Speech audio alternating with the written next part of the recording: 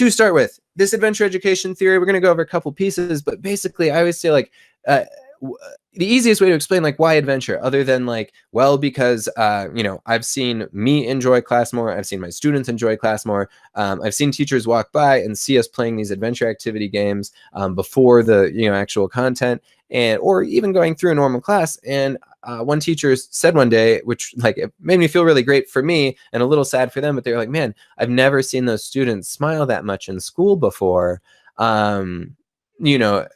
And like, to me, it was strange because I almost always saw them smiling that much. And it's the exact same students and they all have hard lives, right? But just like adventure education, the idea is to move them past it. So why adventure? What we have on the screen here, two different sociograms, which is essentially every dot is a person. And then the lines in between represent every social connection in the classroom.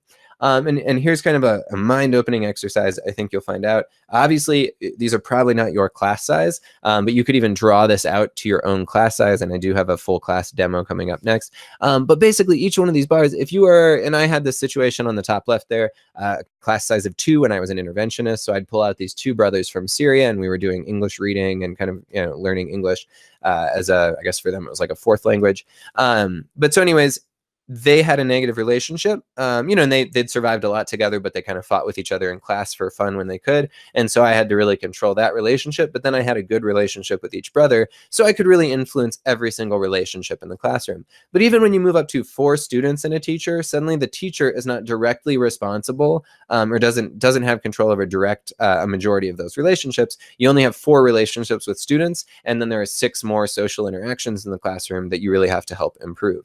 Now, here's the crazy part.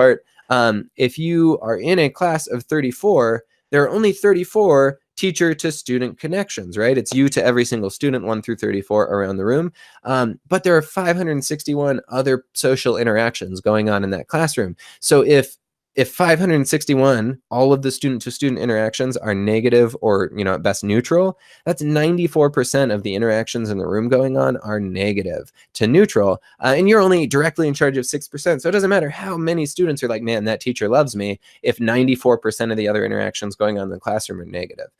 So for you, you can kind of estimate or find the equation that's out there online. But like, how many students do you have in your class? And think for a moment, like, even if you have an amazing connection with every student, you're probably only in charge of, maybe 50%. Well, really, we know it's much less than that, because 50% would be like 2.5 students. But you're in charge of maybe